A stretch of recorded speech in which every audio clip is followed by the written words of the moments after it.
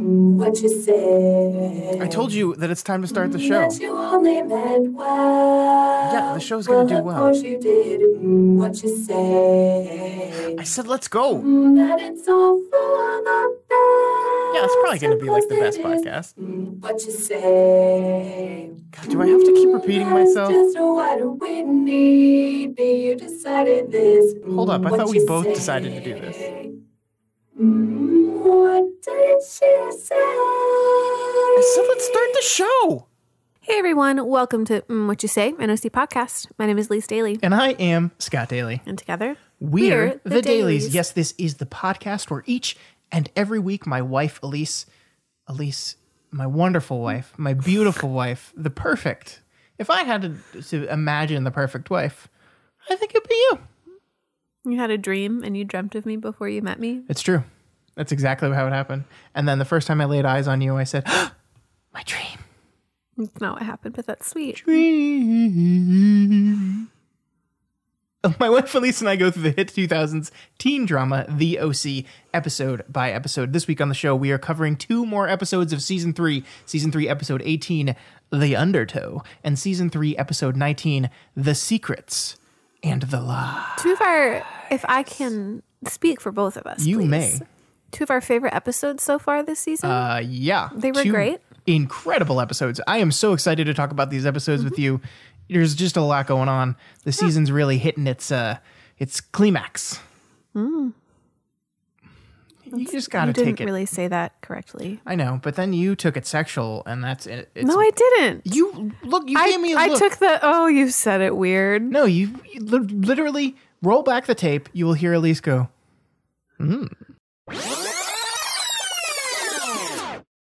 The season's really hitting its climax. You'll hear her go, No. I think the recording will show, and my memory will show, that not only did you go, but then you looked at me, and you went like, Now you're talking about me looking at you in a way that I did not look at you, and we're going to have a whole sweatshirt debacle again. The thing is, you've already proven to be a compulsive liar, and so nobody believes you anymore. I don't think anyone believed you, Scott, or else you would have put the poll up like people had asked. But I was the one telling the truth. Well, then why were you scared to put up a poll? I'm not scared. I'm not scared of nothing. Then why didn't you do it? It's called laziness. All right. You fell victim to that. So we don't start off the show talking about the OC, though. That's for the second half of the show. The first half of the show is a little something call. The better part of the show. You always got to say it that way. We call the Rosies and the Thornies is the Rosie of our show, right? That makes the part where we talk about the show that the show is named after the Thorny. Yeah. I don't feel comfortable with that, babe. I don't like it. You know what I miss? What do you miss? The song of me singing "Every Rose Has Its Thorn." Every rose has its thorn. Has its thorn. Just like every night has its dawn. Dawn, dawn, dawn. Every cowboy sings a sad, sad song. Every rose has its thorn. I don't know why I went husky. I don't know why I went husky with that, but it hurt. It hurt me to do that. I don't even know if I did it correctly. I didn't ever listen to it enough. Look, the thing is, it never mattered, and it doesn't now. It does matter, what is the Scott. Rosies It and Thornies does. section of the show, babe?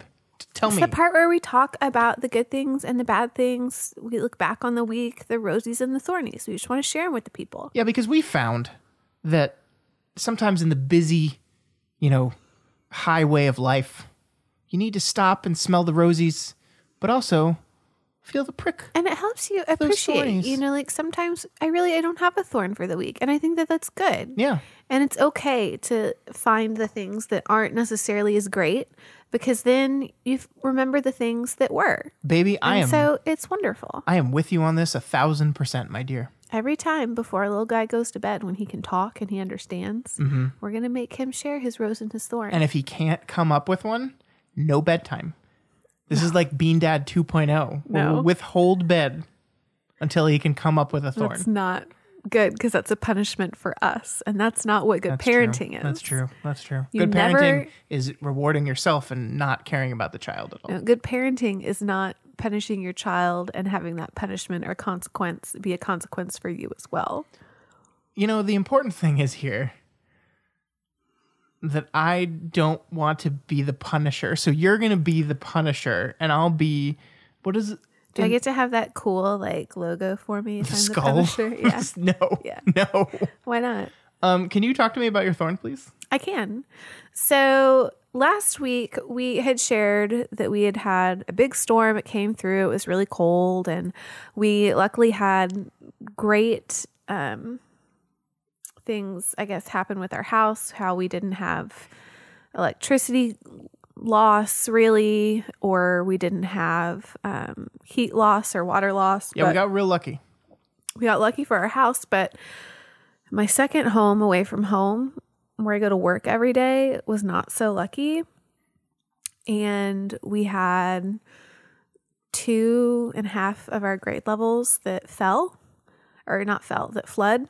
And we had some damage. And so today we were one of the few schools in our district that actually didn't get to open because we still had humidifiers and fans trying to dry things out, and the teachers had to move furniture, and it was just, there were 3 news helicopters that flew over my school today. Well, you got to get a shot of the school. You do, and we just happened to have our fire drill. We decided to do that today. So you were all outside when we evacuated the building, and there was a news copter. I'm sure that looks great. I know. We were like, oh, this really probably doesn't look great, but it was just a fire drill. We decided to get it done. It's just a whenever the kids fire were drill. home. Yeah, but it was not a fun situation to have to deal with, not fun to have to tell the teachers. And I mean, bookshelves are ruined, books are ruined. Luckily, it was not as bad as some of the schools that were also in our district, but we had, I think it was 40 that had water damage. 40 schools? 40 of our schools ended up having. How many schools are in the district? Oh, I mean, like we have 60 elementary. Like there's That's a lot, though. That's still a lot, though. Oh my God. Yeah. That's crazy. And out of the 40, only 5 were unable to open today. But And you win the award as being one of 5. Yeah, great. Congratulations. But anyways, so we're thankful that our kids get to come back tomorrow. We are also thankful that despite the situation, we were able to switch quickly to virtual learning for one day for kids. So like there are some things that happened that were good because of it. It was just, when you think about it at the beginning, it's not good. It's definitely a thorn.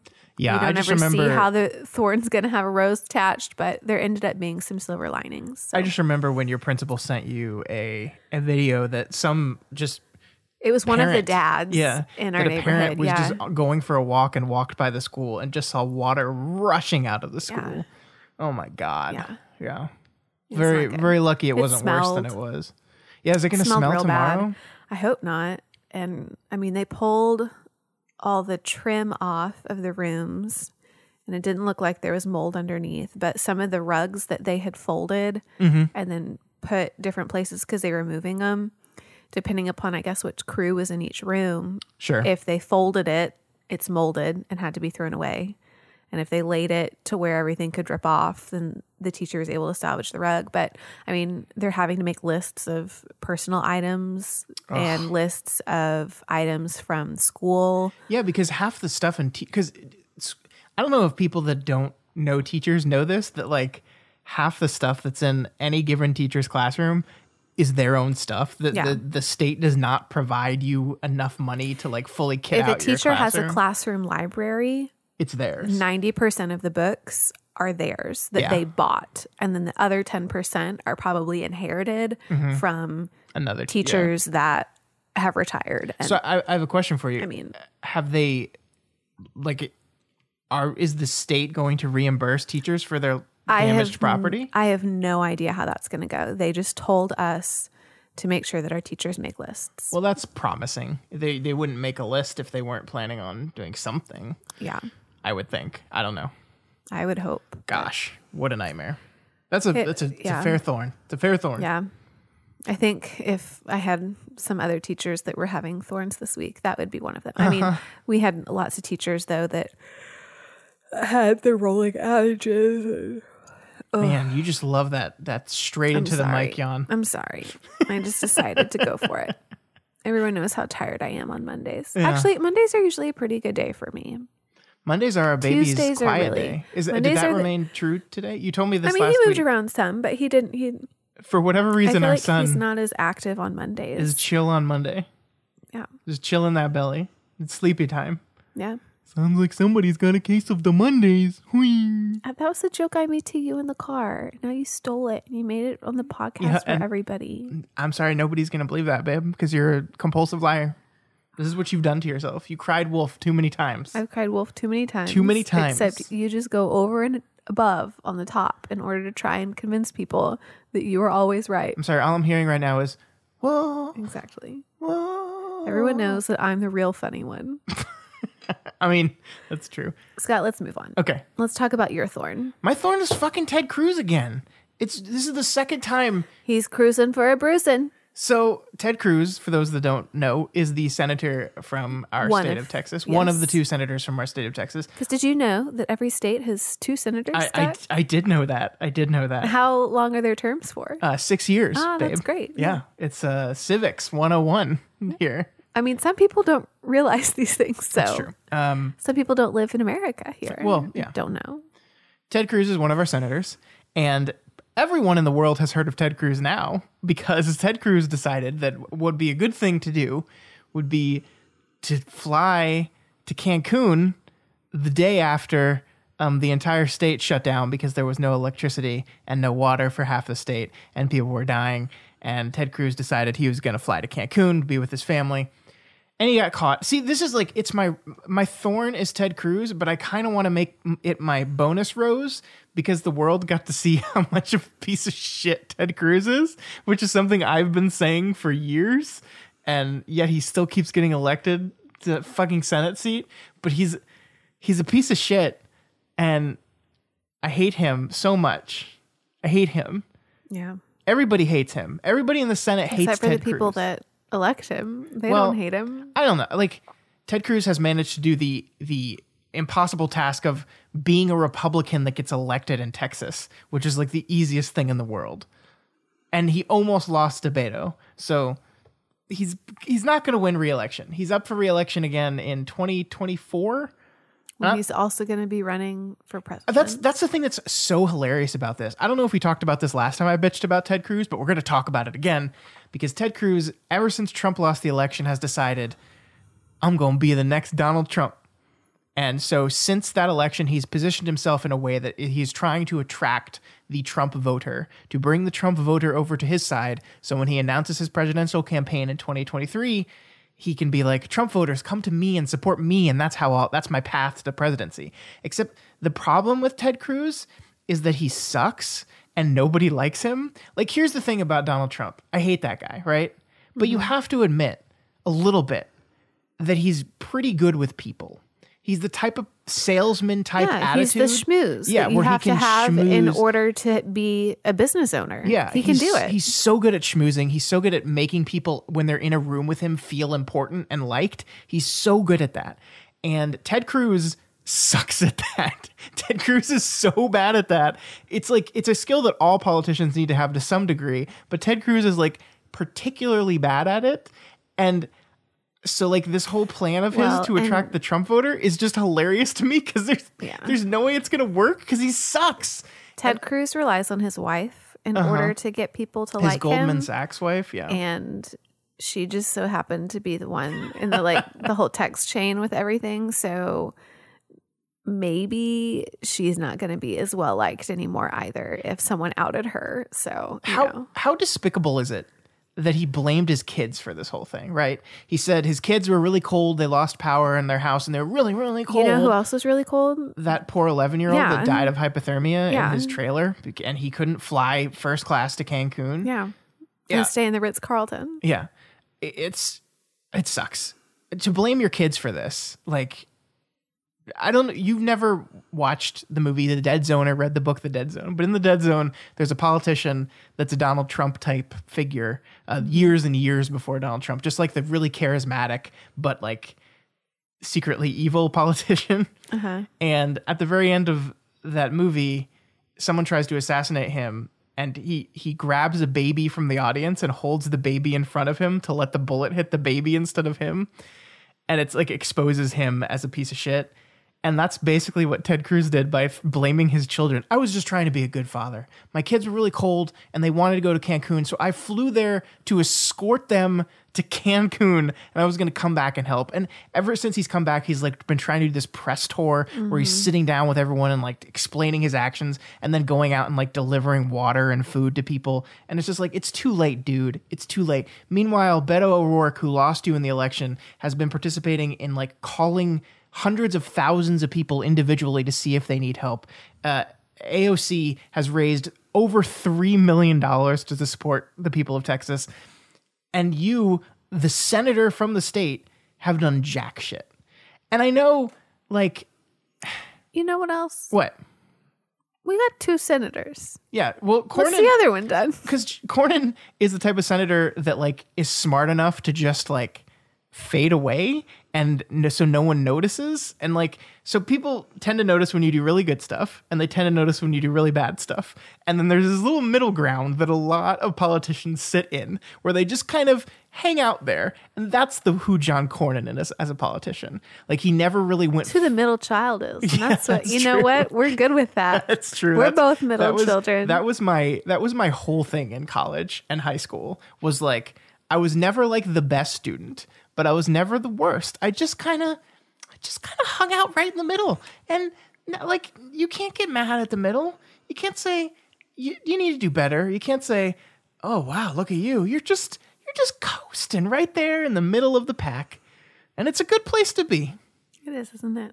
I don't really like John Cornyn either, but at least he's not as fucking despicable as Ted Cruz. At least he didn't fly to Cancun. What an asshole. God. See, the thing is, like, I know this is a state problem, not a federal problem, and he's a federal electorate, but like, being an elected official in this country affords you a huge opportunity to influence people, to get messages out, to do things that, like, the job of a senator or congressman is not to go to a building every so often and vote yes or no on a bill. It is so much more than that. Yeah. And this fucking asshole doesn't recognize, and I hate him. Do you hear what Harry and Meghan are doing?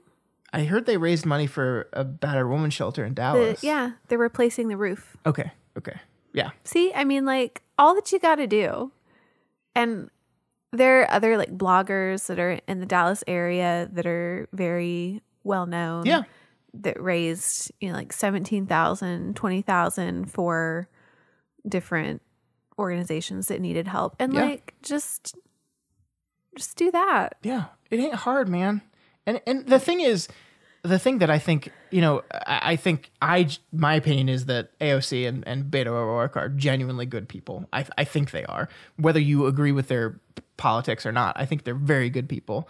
And they're also very good politicians. And I think they are smart enough to recognize that not only is raising money for people that need it, or using your influence and the eyes on you to turn money and influence towards these things is the morally correct thing to do. It's also really smart political play. Yeah. Like, they're like, I don't want to minimize it to just that, but like, Ted Cruz, be smart enough to know, like, at what point he said in this speech that, like, he sat on the plane on the way to Cancun, and it was at that moment he was like, this might not be a good look. Yeah. Like, you want to know why? Because that's when everyone's taking pictures of you. Yeah. It's not a good look, bud. Yeah. I mean, like, the thing I don't understand is these people have, like, a big name senator has, like, a staff of what, at least 10 people. Yeah. Did any of these people be like, hey boss, I think I've told you about his staff before. yeah, so we know and people you know what that else, were Scott? on his staff. You know what's ridiculous? We're giving him more time. Yeah, fuck you, Ted Cruz. Awesome. We're done with him. AOC, Beto O'Rourke, thousands of people out there that have donated and helped people in the state of Texas. Amazing. Thank you.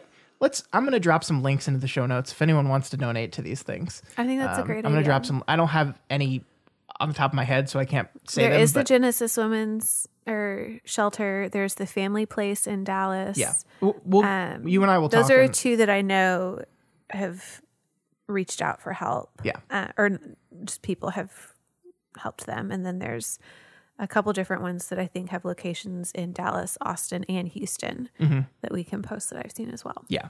Fuck you, Ted Cruz. Let's help some people out. Boom. Hey, Elyse, good things. Great things. Jeez. Like, yeah. We gotta start doing these recordings earlier. I decided to change mine. Oh, so it's not this? It's not that. What is it now? When I came home today, guys, you would not have believed how wonderful this house looked. It was so clean. It smelled so nice. Oh, it's about and me. not just the house looked nice. Scott got my car done so that we could install a seat so that we could eventually bring the baby home. And it was just, everything looked so nice. And it was just a nice surprise. And not only that, guys, he went to the grocery store and he got me a bag of my favorite chocolate truffles. And it's just those little things, you know, that really show that when he was at the store, he was thinking of me, and it's nice, and I appreciated it. Well, I so don't know what to Scott's say. my rose. Well, thank you, babe. You're welcome. I have not been working as much right now because I'm in between clients. I have a new client starting up next week. And so I had a free day, and I decided to get some stuff done. And spoil me and the puppy and the unborn child. And we thank you for it. Speaking of which, my rose is getting stuff done. Because you know what I did today, babe? What? I installed a car seat in a car.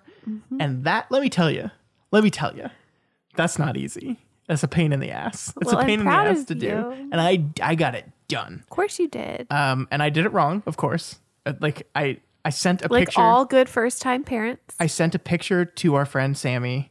Who still has not put us on the OC Wiki. Yeah, obviously he's no longer listening to this podcast. So, Sammy, wow. Screw you. Yeah, you heard that. Screw you. So I was so proud of my work, and I sent a picture of the finished car seat to Sammy. And like the first thing Sammy looks at it and goes, he is a parent. He has 2 children, and he goes, "That's wrong."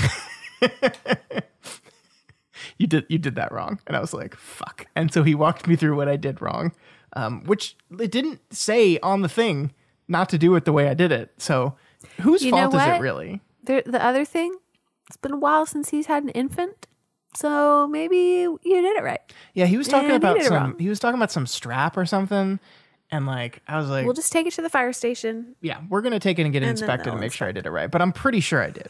Like, this is the newest of car seat technology, and it has this cool little red light, green light thing when it's installed correctly. Like, it knows how tight it should be, and it switches to green when it's as tight as it needs to be. It's pretty cool. And when it's level. And when it's pretty cool. It's neat. And now the baby literally could come any moment now. We're 25 days to go, and the baby could be here. You hit 37 weeks. He just kicked when you said that. I'm sorry. You hit 37 weeks On this Saturday. coming Saturday, and 37 weeks is considered full term, basically. So he's not premature if he comes any point after this coming Saturday. So here we go. We're ready. I also We're not. I also boiled some pacifiers. Yeah, you did. Look at me. Sterilized some passies. Champy dad. You want to call them passies or binkies? I don't like binky. I always called it a pacifier. Melissa sucked on a pacifier until she was like 3 because she was obsessed with it. And she called it a passy. That's my little sister. She called it a passy. And I still remember the day that we had been trying to wean her off these things forever. Because it messes, if you do it too long, it puts a space between your teeth. It's not good for you. We've been trying to wean her off them forever, and she just wouldn't do it. And then I just remember the day where she marches up to my mom triumphantly and says, "I threw my passy away." Well, Melissa. Oh. I don't remember using a lot of pacifier, but I sucked my thumb. I don't know what I did. All 3 of us sucked our thumbs. My little sister was the worst. We had to buy that nail polish stuff Ew. to put on the fingernail so that when you sucked it, it like deterred you from sucking your thumb anymore. Ugh. Yeah, I was a thumb sucker. I ate paper. No, Cindy ate paper. Cindy, my older sister, ate paper, I think. I ate garbage. I would get in the garbage and just eat stuff. Told you about the time I ate cat poop. No. I didn't? No. Oh, I was a little toddler, and every day that we would get in ourselves, like help ourselves get in the seats and help our mom out, she would give us M&Ms. And I was in the garage, and I picked up cat poop because I thought it looked like an M&M. Now, I don't have a cat. We don't seat. have a cat currently, but I did have a cat, and I've seen cat poop. And I know with a reasonable amount of assurity A child. that those things do not look alike at all. I was a child. Seriously. I'm so sorry. Next week, 2 hours earlier, we got to record. Or maybe we just do it on the day. We did yoga them. and we went for a walk earlier so today. nice. And we can't do that healthy stuff. We have to do recording first, healthy stuff later. No, I Y'all, think we did good. Side note, side rows, beginners prenatal yoga is my jam. It is the perfect level of yoga flexibility. Like the lady goes like, and you probably can't reach that far down. And I'm like, yup, you're right. And it ends in Scott's favorite pose, the sleepy pose. Yoga if you've never taken yoga, the last 3 minutes of yoga are you just take a nap. At least these are. You just take a nap. You just lie down and they're just like, okay, now go to... They call it some fancy word that I don't know what it means, but it just means you take a nap for 3 minutes. I told Jennifer at lunch today, I was like, Scott and I did prenatal yoga, and he was there for it. And I told her about the sleepy thing at the end, and she died. You just take a nap. No one's telling me that yoga... I just take a nap? I can do this. I got this. But yeah, I mean, if you've ever been like nervous about getting into yoga because you're not very flexible, like me, I am not flexible at all. You're doing such a good job. Beginners prenatal yoga is the way to go. You're doing so great. We'll move to intermediate next class. I don't know if I'm ready, babe. There's only one more beginners. How much napping is there in intermediate yoga? I think that you deserve a longer nap because you've worked more. Just rocking the warriors pose. Ugh, yeah, it feels so good. I'm so bad. Salutations. I just want. I want to be clear here. I'm very bad at it. Like I'm very bad at it. But you do it. But it's fun. It's the burn. It's the burn, and I don't have to worry about not being flexible because it's designed for people that aren't flexible because they have giant baby bellies. Yeah. And so, can I touch my toes? Not even close. But do you need to in this class?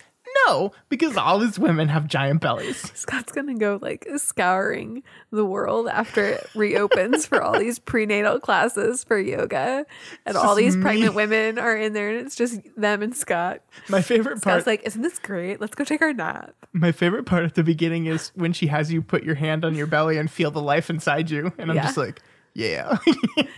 Except you have no life inside your belly. My life inside my belly. My little alien in my belly. Yeah. My little xenomorph. Yeah. It's good. It's good shit. Hey, can we talk about the OC? We've been going ready on for forever. I was ready for it. Sorry, you got me on yoga. I love it. You were just so excited about it. Namaste, motherfuckers. Well, we're going to stay on that topic. Namaste on that topic. Oh, wow. No? Wow. I mean, everyone knows I'm the funny one. Okay, so we're going to move on and talk about the OC now. Is that what you're telling me? Yeah. Talk to me about this week's episodes. So the Undertow is the first episode that we watched. It's the 18th episode in season 3, the OC. It was written by Mark Fish and J.J. Philbin, directed by Robert Duncan McNeil. What is up with these I don't know. Both episodes were actually written by two people this week. And really, once I had clicked on the episode details, then for this next one, Secrets and Lies, which is the 19th episode of season 3, they actually had dropped Stephanie Savage and just said that it was Josh Schwartz. But then when you get back, so I don't really know. So because Josh Schwartz is the creator, they list him as a writer on like every episode sometimes, even when they shouldn't. But they didn't even include her. They included her on one place and then just cut her out completely on the other. That's Hollywood, cutting out the women. It was directed by Michael Fresco. The original air dates of these episodes were March 23rd and 30th, 2005. So we've zoomed up 2005 or 2006? Oh, I forgot. I thought it was 2000. I think it's 2006. Is it 2006? I think so. Just to be... Oh, yeah. No, I think it is 2006. All right, so let's talk about these episodes. First up, we have the Undertow. In this episode, Ryan has problems opening up to Sadie about his problems, which takes a turn when Jeth Sathes. Have we ever known her name, Jess Sathes? Never heard that name before in my life. Trey's former self-destructive girlfriend returns and asks Ryan for help to get rid of a possessive boyfriend of hers, as well as to talk about where Trey is currently. These sentences are so long. Meanwhile, I didn't write it. I just pulled it off the internet. Meanwhile, Henry Griffin drops by the Newport group to talk to Sandy about his problem with keeping Matt on the team after learning of his breakup with Maya. Taylor helps Seth and Summer deal with their couple's problems by tricking them into meeting together to talk. Also, Marissa shows weakness toward Volchik, and one thing leads to another, leading to Marissa to fall back into her old habits.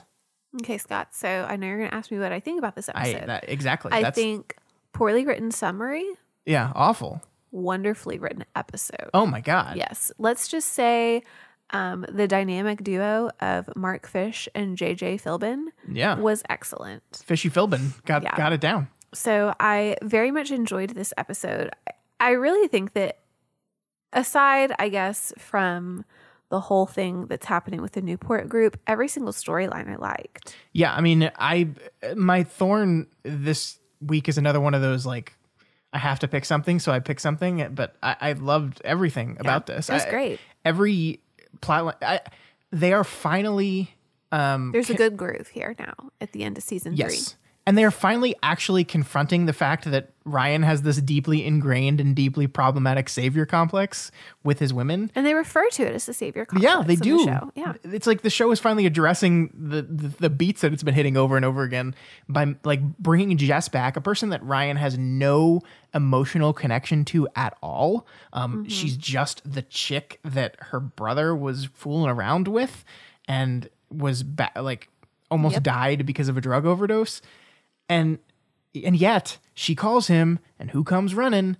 Ryan Atwood, because he can't fucking help himself. And I just love that the show is finally confronting this. There's so much. I mean, we're going to talk about the brilliance that is Taylor Townsend in this episode, which is just one of my favorite things the show has ever done in this episode. Man, it's all great. All of it. All of it. Wonderful. I love it. Even the Sandy being evil stuff is fucking fantastic, the way they're handling it. It's so good. It's such good writing. I love it. The drama. It's good. It's just my least it makes favorite, me sad. It makes me sad as a human, but fucking great. Fucking great. We should make you take a shot for every time I yawn. Yeah, I'd be wasted. That'd be 5 for you. I even don't mind the Marissa and Volchek stuff because it just makes sense to me at this point that Marissa's just gonna fuck up and bang the first guy that comes along. Yeah. So let's move on to the next episode. Okay. So the secrets and lies. Marissa's ties with Volchek send her into a substance abuse downward spiral. Summer's concerned about her friend and the fate of her father's relationship if things don't improve. Ryan and Sadie's relationship is on the line as Ryan and Marissa keep finding themselves intertwined in one another's lives. Seth spends some quality time with Kirsten as she reaches 9 months sober. The events at Newport Group turn violent. Oh. Scott, they're violent. They're very violent. But luckily not with Sandy. Sandy comes out without a scratch. Well, yeah. Physically, mentally, scratch. And emotionally, he's scratched to his very core. Yeah, because he can't believe what he's gotten himself into. Yeah, what have you done, Sanford? Almost as if there are consequences for your own actions. No. Yes.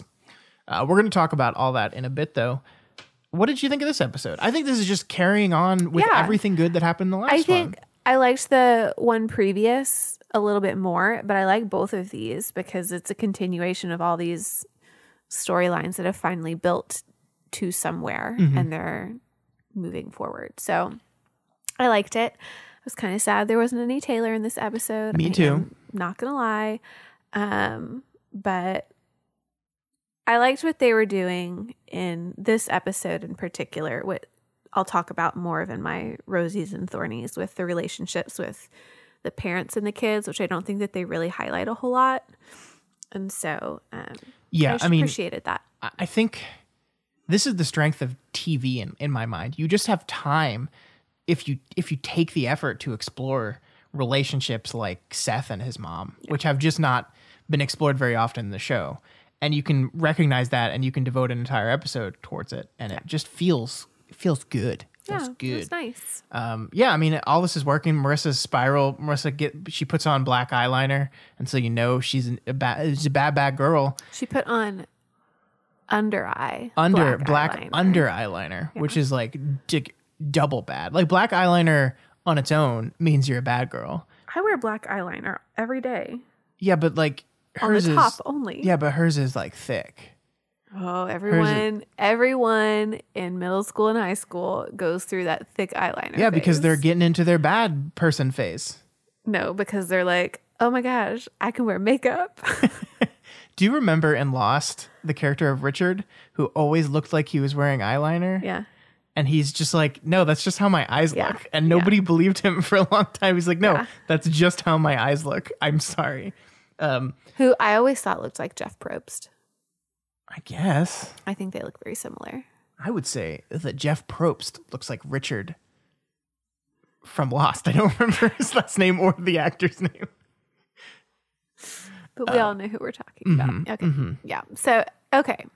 So let's talk about our Rose and Thorn, because I think there's a lot to talk about with this episode. Yes. And I want to do it. You start us off. My thorn and my rose, like I'd already touched on, both have to do with relationships between one of the teenagers and their parents. And so in the second episode, The Secrets and Lies, the thing that was alluded to with the fate of the father's relationship if things don't improve from Summer is that Dr. Roberts and Julie do come back from their cruise and they are engaged. I thought it was weird that was done off screen, right? I mean, it was kind of like the expected thing, like they go on a cruise. So like, it's fine. But Marissa has been going back to her old ways with the whole Volchik relationship and her spiraling and drinking again and doing drugs and now doing harder drugs than she did before. Coke. But it's just like every time that your mom gets engaged, you don't have to act this awful. She's the worst. And it's the same. And it's just like, it's just sad because Julie, like what I had mentioned, I think last week's episode, really truly seems to like Dr. Roberts. Yeah. And so she's actually excited.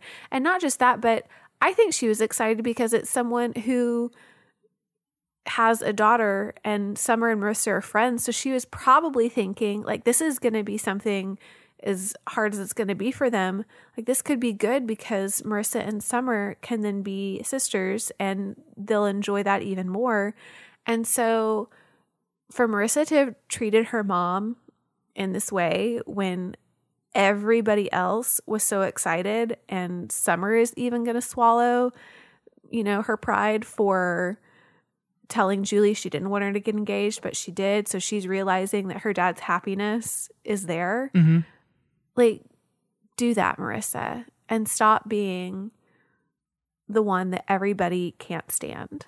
Yeah, she's, but this is the thing, is you're totally right. And I hate that Marissa's being this way, but I also like, from an enjoying the show perspective, this is really good shit because it's like the perfect, like, I am so sick of Marissa and Ryan and their drama and like, how Ryan is going to react to Marissa's spiral. I don't care. But Marissa's relationship with her mother, which has been this really bad thing, mostly because of her mother's fault, the mistakes her mother has made, and her mother is finally starting to like learn from her mistakes and get her shit together and like try to be a better parent. And Marissa's response to that is cold and rude and dismissive and hurtful. Yeah, it makes you care about Marissa's spiral in a way that if they hadn't done this, I don't think I would have. Yeah. It's really good. And I think there's a line in this episode, and once again, my episode ripping is not working, so I can't play scenes from the second episode, which sucks. But it's okay because the first one was the better one. So just be happy, guys. There's a line here where Julie learns that this engagement is basically a trial from Dr. Roberts, that like they're engaged, yes, but like this is a trial. Like, can we make this work? If our two families don't mesh. Yeah, if our two families. So like the idea that Marissa is not getting along with Summer and is being a rebellious jerk could damage the marriage. And Summer comes to her and says, I'm so sorry. I overheard that. I'm so sorry. Like, Marissa's just messed up right now. And Julie says, and I think she means this sincerely, the only thing I care about right now is my daughter's health. And that's a huge fucking, and I believed her in that moment. I believed that was like, yes, she wants this relationship to work. Yes, she would love to be married to a person who has a lot of money. I mean, she was jumping up and down in the foyer whenever all her stuff moved in. That is still like, she's not going to completely change as a person. She likes money. She likes stuff. That is who Julie Cooper is. Julie Cooper, Nickel Cooper, Roberts. I mean, Cooper, Nickel Cooper. Yeah. But she's just legitimately concerned about her daughter. Yeah. And I loved it. I loved it. It's so good. Yeah. It was good. What was your thorn? Sanford Cohen. He's been your thorn quite a lot lately, Because Scott. Once again, He's fallen. From a character perspective, he breaks my heart. From a show perspective, I'm loving everything that's happening here. The Newport group is kryptonite to him. It is. It's turning him into Caleb. And I love this because I feel like I've been talking and studying story for so long that like some of the stuff is just obviously I know what they're going to do next, which is, I said this last week. I was like, next he's going to be given another choice that's further down the path. And of course he's going to make the wrong one. And that's exactly what happened this week. Basically the head of the doctor's board, the physician's board, comes to him and says, it's no deal if Matt is still at your company. So you either fire Matt or you don't get the hospital. And what does Sandy do? Well, of course, he fires Matt because he's so far down this wrong road that he can't back down now. And then Matt reveals that the doctor that Sandy was working with has been taking kickbacks for years. He's totally corrupt. Matt's going to tell the world he's talking to a reporter, and then this corrupt doctor sends some people to beat the shit out of poor Matt. And it's like, Sandy, look what you've done, you little jerk.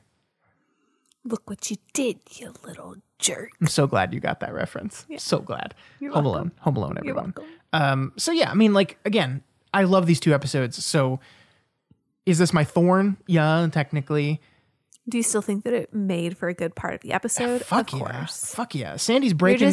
So it's more of your thorn, not because you didn't like it, but because you liked what they did with the character that makes you upset because you have a feeling towards it. Yeah. I mean, like, when I watch a show and a character is doing a bad thing, I want to feel crushed.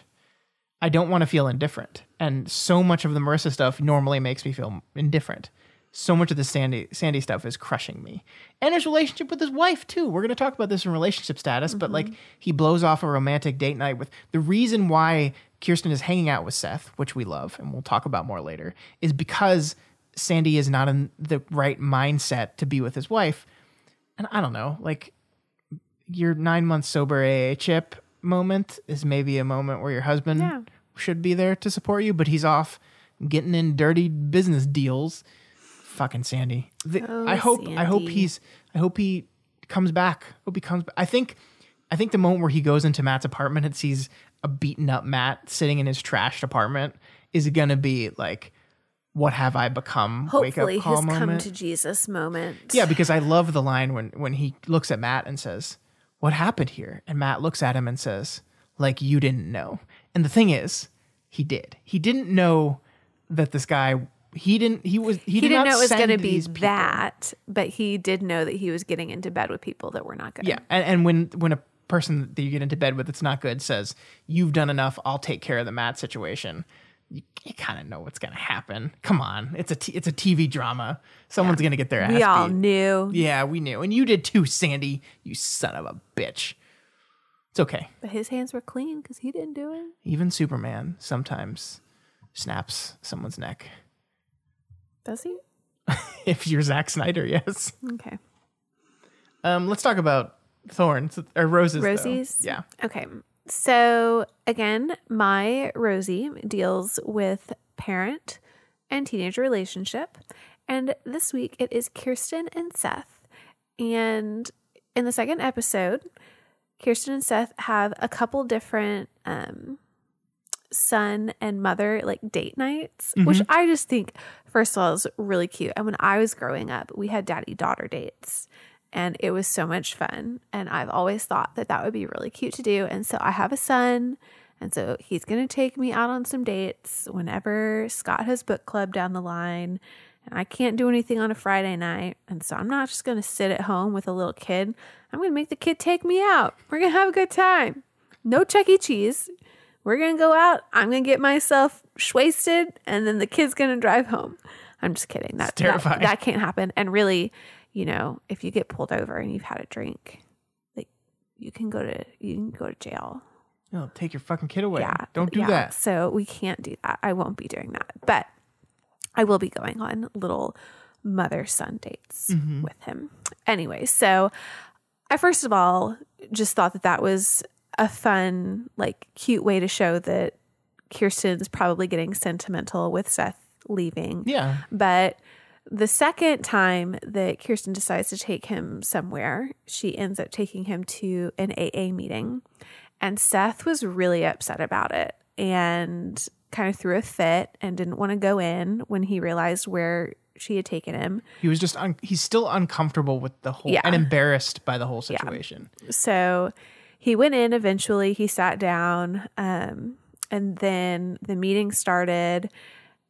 And unbeknownst to him, that was the night that his mom was going to get her 9-month chip. And so she went up there and they had their whole little congratulations thing. And she decided to say some words and was really just saying how thankful she was for Seth because he was the reason that she decided to get sober. And so it meant a lot for him to be there for her because it was the look on his face during her intervention. And it's just like, it's such a sweet moment with a relationship that does not get a lot of attention or love.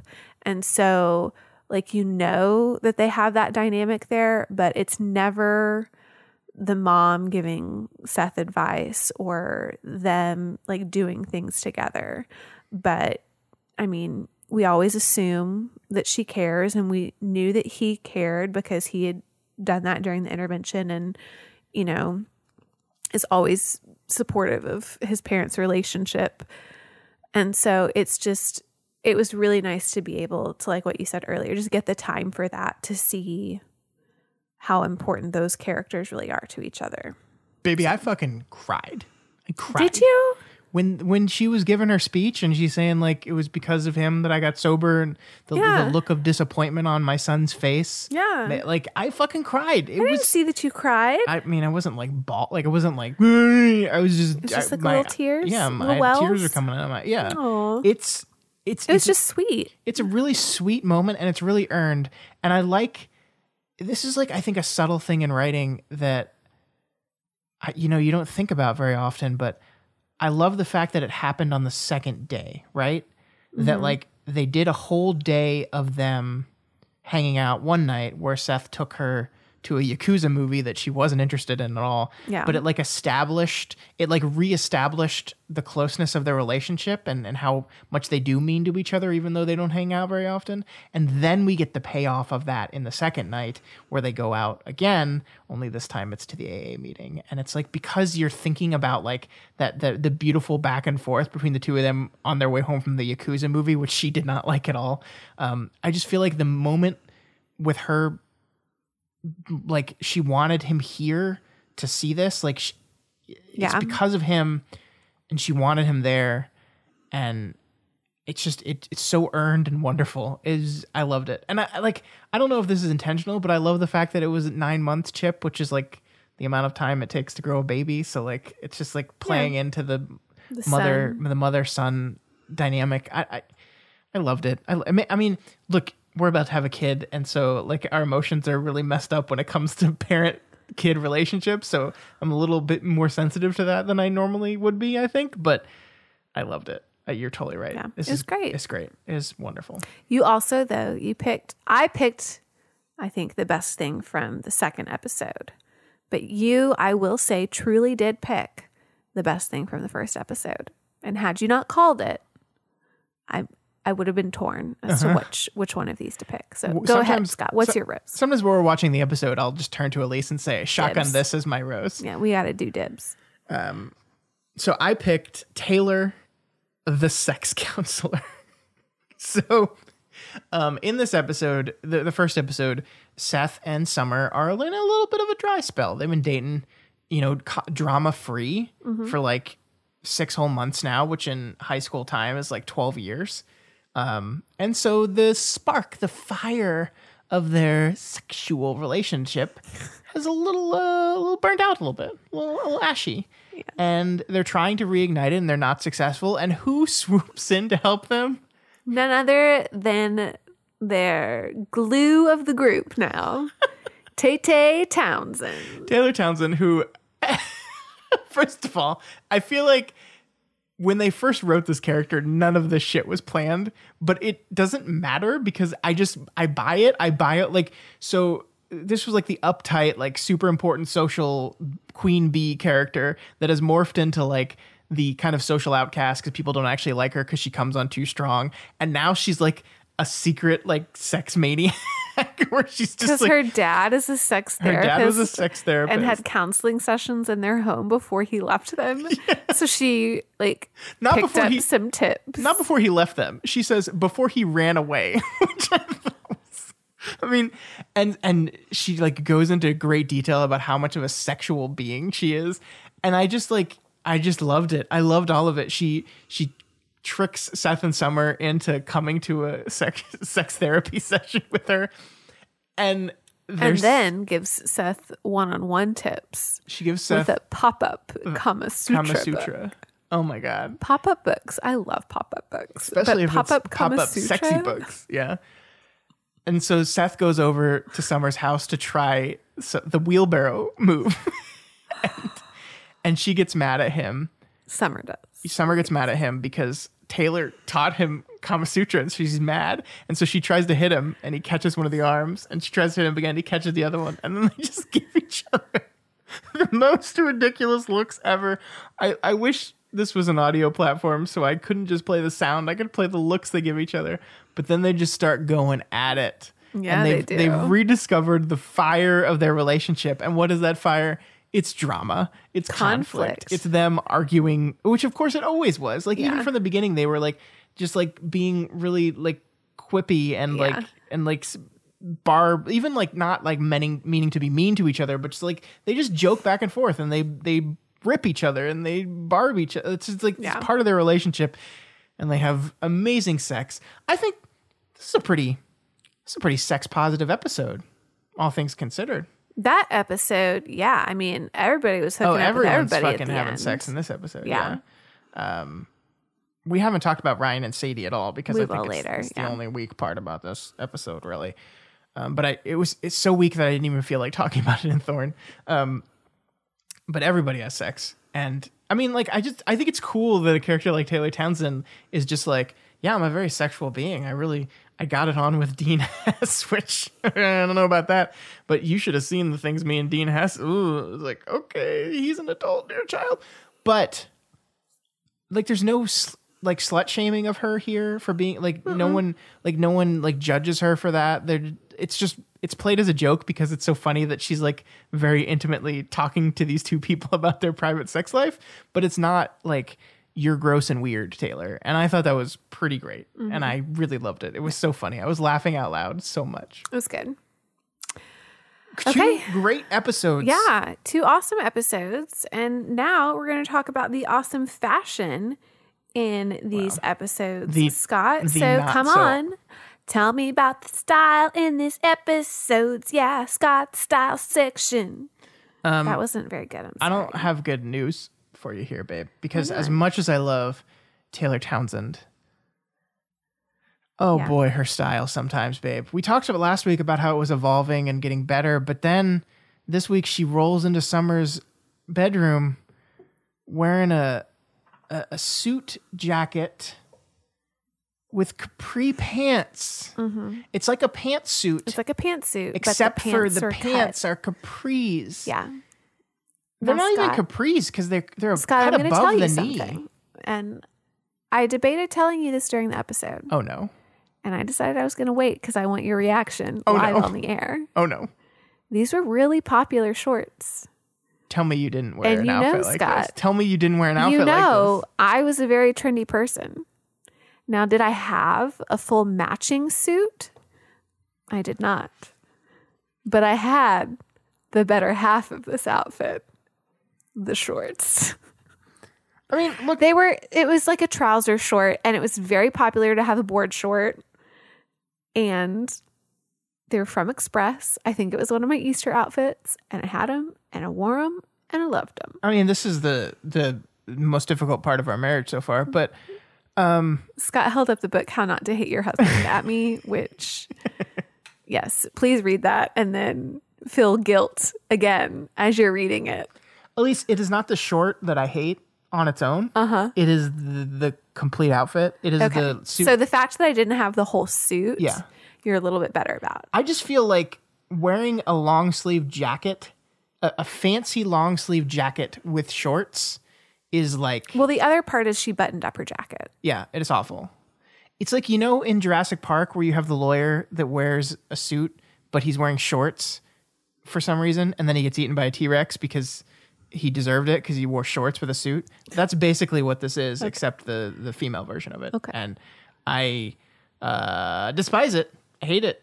It's gross. And Taylor's lucky that she's a wonderful sex therapist because it's just not... Because she wouldn't be getting any action based on that outfit. Yeah, basically. I mean, sadly, she would have because you're right. I mean, this looks very familiar to me. I saw this look. I saw this cut of pant or short. Oh, it was so I popular. Saw it was so so much. popular. Never liked it. Hate it with this whole thing. I didn't have the whole matching outfit, but I definitely had my own version of those shorts. Awful.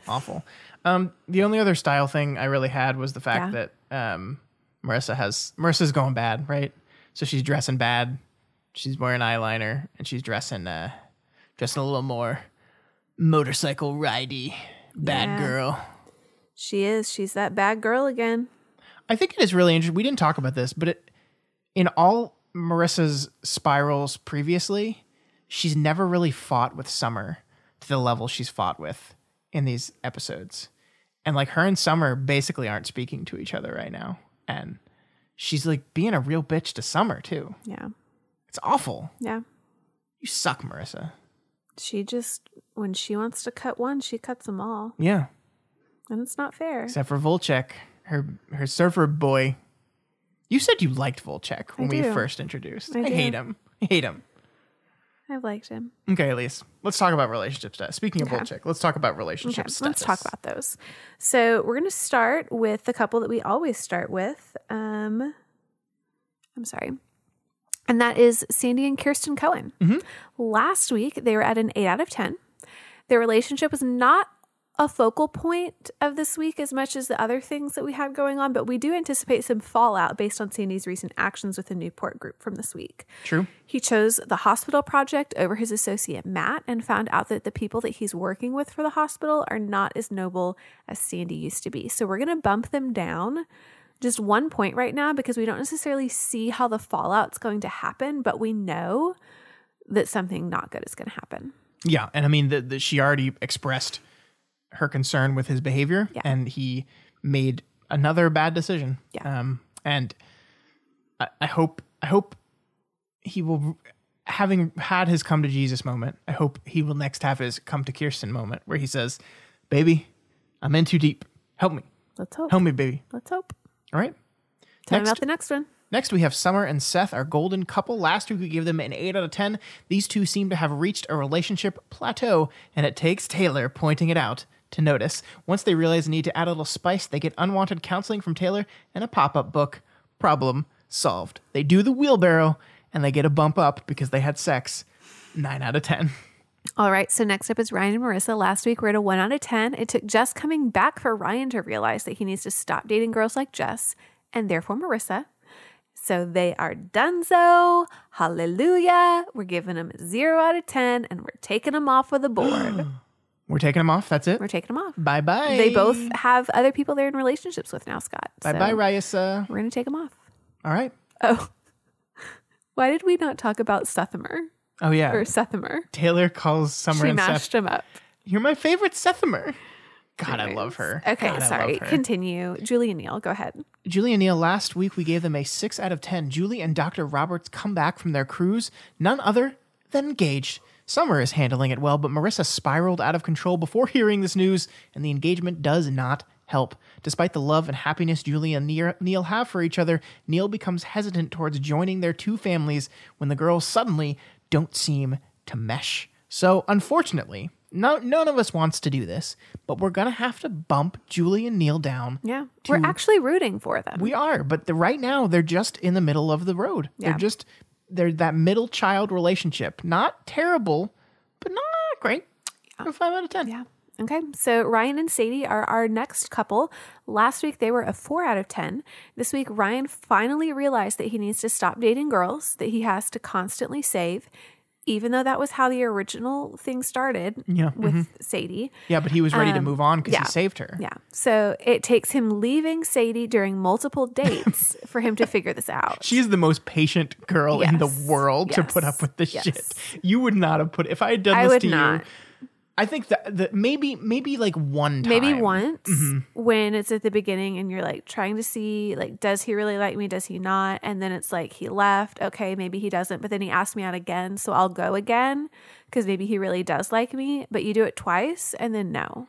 It's like 2 abandoned dates. Yeah. And then 2 like, hey, I have free time, so I'm going to come hang out with you. And then he just never shows up. Like, I know you're painting right now, but I thought you could use some company, so I'm going to come hang out. And then he just doesn't.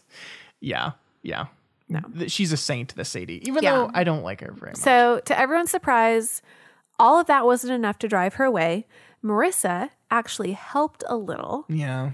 And Ryan convinced her to stay when she was going to leave. At the end of our second episode, Sadie was going to leave town. We're going to bump him up to a 5 out of 10. Okay, so this is a middle of the road relationship. Yeah. But I want to know how you feel. Are you feeling this relationship at all? You know what? Haven't liked Ryan and Marissa together. Haven't liked Ryan and Lindsay together. Haven't liked Ryan and Teresa together. I'm indifferent about Ryan and Sadie. I don't have an emotion either way. There's a commonality of the problems with these relationships. Yeah. And it's Ben McKenzie's Ryan Atwood. Yeah. Here's what I think they do. I think they want Sadie to be the stable, normal girl so much, they're afraid of giving her anything to do. Yeah. And like they did it, like at the beginning, like she had her whole thing with her uncle trying to get the child support thing, and that Ryan comes to the rescue again. But then they want her to be the stable choice. So they just make her boring. Nothing. Yeah. She's just there, and she's just patient and kind and loving and perfect. And that's a little boring. Yeah. A little boring. And I'm not saying like being patient and kind and loving and perfect is on itself boring, but like people are more complicated than that. But like not even getting frustrated when he left you at these dates all these many times. Like that is boring. It's boring. It's boring. Yeah. Fill me in on the last relationship. All right, the final relationship this week is Marissa and Volchek. Last week we gave them a 2 out of 10. This week, the inevitable happens. Volchek moves in on Marissa because he sees that she is lonely and capitalizes on it. Volchek enables Marissa to return to her old ways of alcohol, drugs, and sex, spiraling out of control. They keep hanging out with each other, but everyone sees that it is not for the best. Unfortunately, relationship status gives no judgment on whether or not the relationships are good to have, just if they are going well. And therefore, we have to give them the 1 point bumparooski when they bumped the uglies. Yeah. So they had sex, so they're now at a 3 out of 10. Yep, because that's Scott's rule. It is the rule. It is not Scott's rule. It is the rule. It is Scott's rule. It is the rule. So, Scott, we're going to see what you're going to predict about next week's episodes. Episode 20 and then episode 21, entitled The Day After Tomorrow, and then The Dawn Patrol. Well, The Day After Tomorrow, as we all know, is a hit 2000s film about what climate change Dallas last week. What climate change would do to if a freak storm happens and freezes everything. Of course, that happened in New York City, starring Jake Gyllenhaal and Dennis Quaid. Jake Gyllenhaal, such a heartthrob. So I mean, I'm kind of joking, but I also wonder if they're going to have like a freak winter storm happen. No, because it's like March now. I don't know. I feel like they're going to do some stupid Day After Tomorrow reference in this to make this literal. I don't know what's going to happen next. The Dawn Patrol. I don't know. Think about it. Dawn Patrol. Think about it. Dawn. You're going to be really mad. Dawn is a character from Buffy the Vampire Slayer.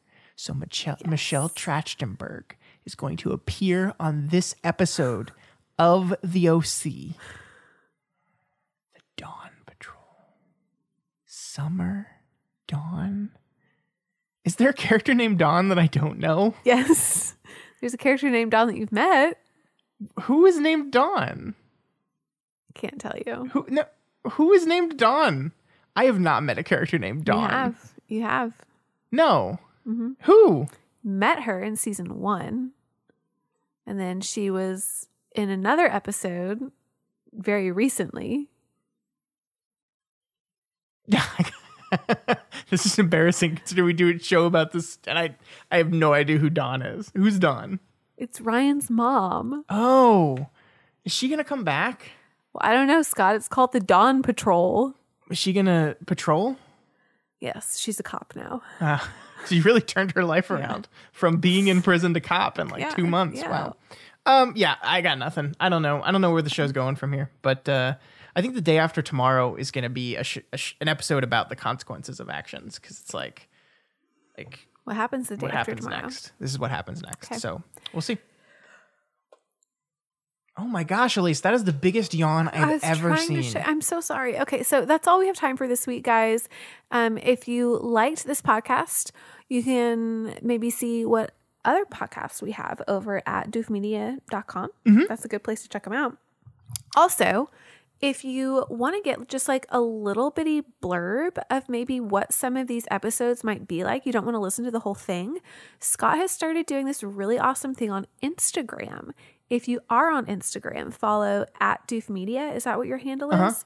And he has these like little videos that have like clips, little audio clips. So you can kind of see, hey, I like their dynamic, or hey, I like that topic, and then you want to listen to it more. So you can check it out there. For this show yet. Yeah, because he doesn't really like this show. No, it's just they take a lot of time to do. Mm-hmm. And I assume if someone is still listening to us at the end of this episode, they don't need a clip about what this show is about. Yeah. But you can listen to, I think you do them for the other 2 shows that you do, for Kingslingers and then the Doofcast. We're kind of not for all the shows yet. We're giving it a go. It's a test run. We're testing 2 shows and seeing if they increase engagement with the episode links, which is a test. Yeah. It's a lot of fun. Anyways, yeah, they're really cool. So you can either go over to the website, read about them, and then listen to the full thing, or you can listen to a few clips over on Instagram. I want to talk about something we're doing right now, which is very, very, very fun. Oh, your March Madness? Yeah, we're doing something in this next coming month called Doof Madness. For those that don't know about the March Madness NCAA basketball tournament. Are they having it this year? I have no idea. They didn't have it last year.